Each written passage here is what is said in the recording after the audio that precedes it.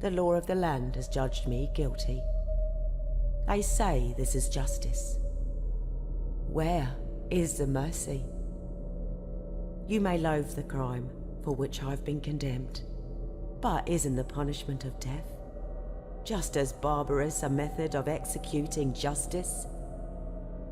Why haven't they grasped my innocence? Why, when retribution for a crime is called for, then, and only then, is a woman's equality with man used? Shame. Can you honestly lay claim to fulfilling the teaching of the Lord who said, "Blessed are the merciful, for they shall obtain mercy"? Judge not, lest ye be judged. You will not be able to reopen my grave.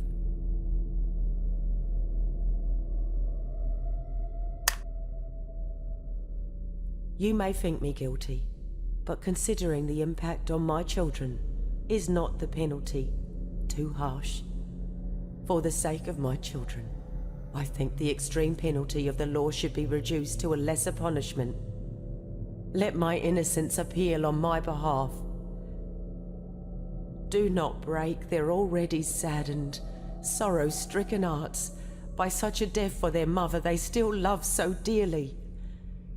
If the first, kind, good, loving husband and father's voice could be heard from beyond the grave, I feel sure his words would be, "Spare her, for the sake of our loved, innocent children.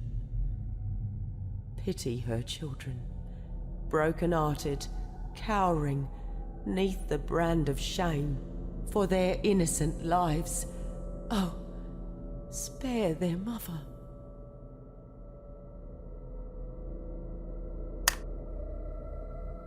I'm not an evil exhalation, which can arise in the night and defy prison walls and prison roofs. I have been tried by 48 jurymen, and 36 of them were unable to find me guilty. The fourth verdict is now said to be more overpowering than the 3 other verdicts. But even so, from that standpoint alone, better there be a mistake on the side of mercy than to hang a woman with such doubt hanging over my case.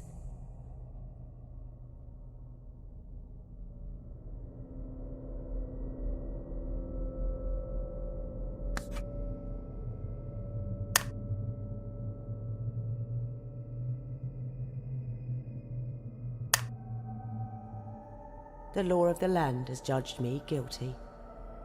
They say this is justice. Where is the mercy? You may loathe the crime for which I've been condemned.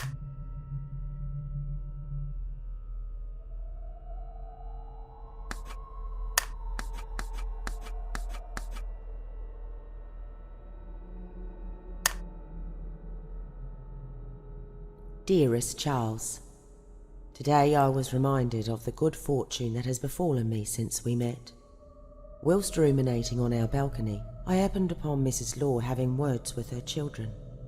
I have had little contact with her offspring, being, as you know, that family is very precious of their privacy.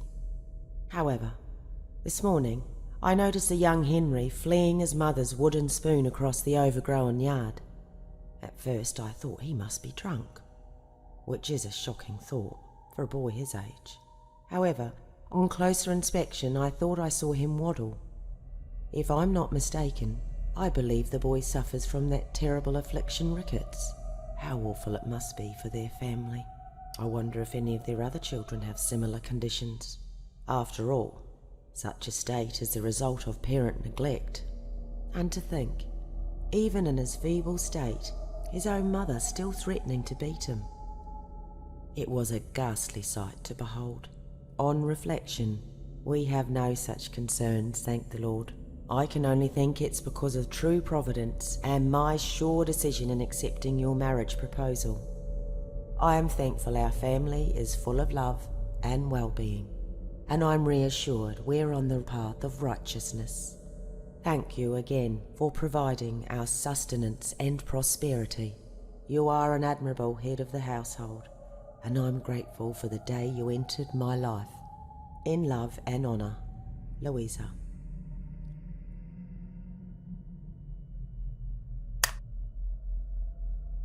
I was hysterical and probably a little drunk.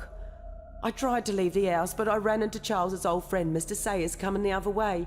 "Do not stop me, I want to leave," I cried. Michael's body was still laid out on the table and was growing cold. "I don't want to live. I'm tired of my life," I yelled. Mr. Sayers just seemed confused.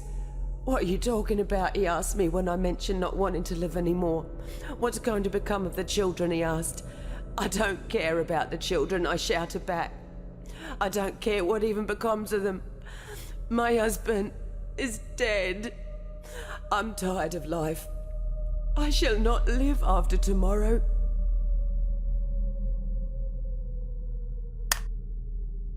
About the end of January, Dr. Martin returned to the house to see Charles. He was in agony. The room was crowded. 4 of my children watched over him. Charles struggled into a sitting position.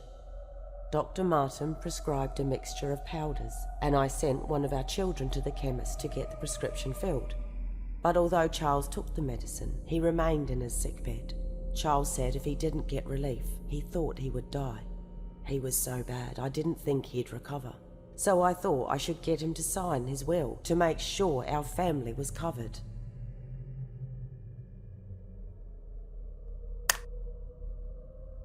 The house at which I lived with Charles and our children was one of a row of small weatherboard cottages built on land so swampy it was known as Frog's Hollow. Our front door was accessible only from a rickety bridge over a swamp, while the back door was separated from the fetid bay only by a split rail fence and a few feet of scrub. The house had 4 rooms, and I had 8 mouths to feed, 9 if you count my own. Living conditions were deplorable. There was no real system for the disposal of sewage, and our drinking water came from a shared pump behind the row of cottages. Charles did his best to try to improve our family situation, at first by taking whatever hours were on offer at Geddes, and later by taking in boarders. By around late 1886, there were at least 6 adults living at our house, as well as our children. One of those boarders was Michael.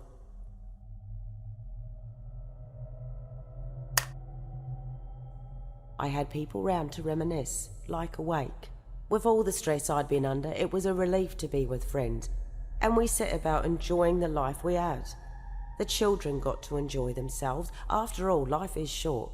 There was food and drink and dancing, with the children left to run around and help themselves to treats. Michael also joined us.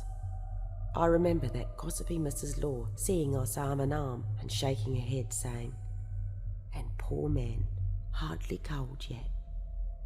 None of her business, really. Then next day, Michael moved in to keep me company.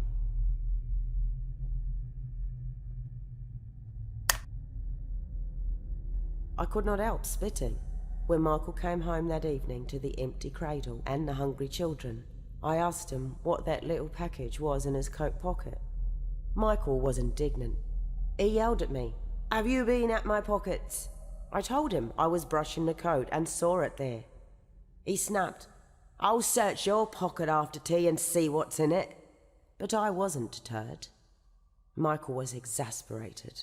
"I'm damned if I know what's the name of it. A man in Waterloo gave it to me to take in a little water for a lump I have in my groin."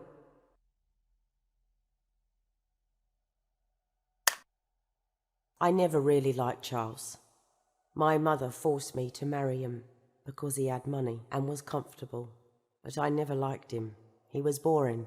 He'd never go out dancing and drinking. He just wanted to stay at home. I was only 18 when I married him.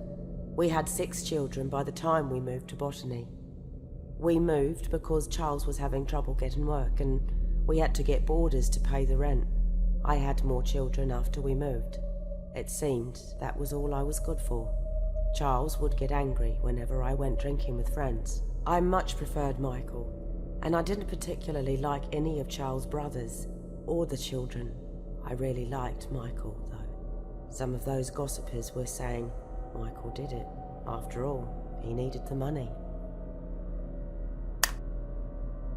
Dear Elizabeth House, we write requesting your lodging this coming December. Although we are a large family with 7 children, we are hoping you can accommodate our visit between the eve of Christmas and 1st of the new year. My husband's mother requests our attendance in Bowral. She is a respected neighbour of yours and has long been a pillar of the community. We understand vacancies will be in short supply at this time of the year, but trust you have dormitories or similar equipped to cope with an influx of visitors. If you cannot accommodate us at this time, would you be so kind as to recommend an alternative? Perhaps the local parish can assist in providing beds during this holy season and open its doors to a family in need. I sincerely hope you may lend your consideration to this matter and wish your venerable hall the very best of fortune in this coming year.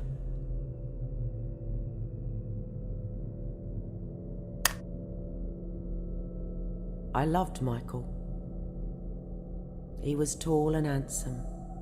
He was good, loving, attentive, sober, honest, respectable, fond of children.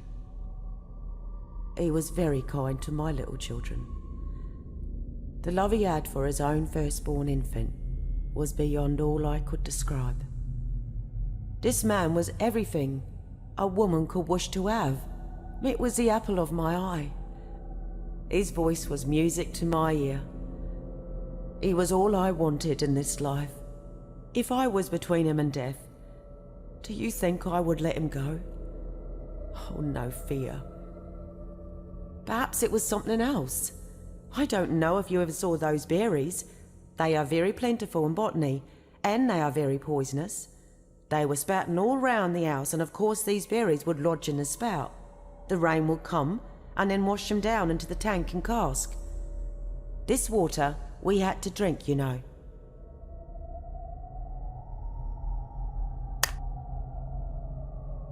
Did your mother take it, May? Did your mother take it away? The prosecutor asked my daughter. Mother did not take it, May said. I forget what I did with it. I don't know what I did with it.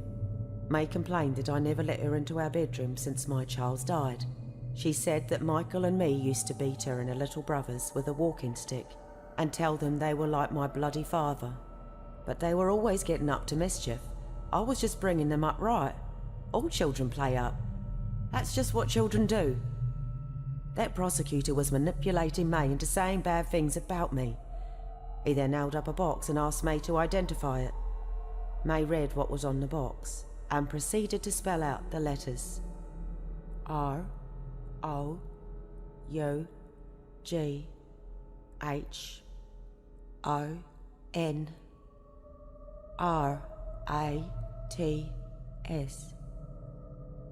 She then announced, the box was like that, and the powder was the same as that. There.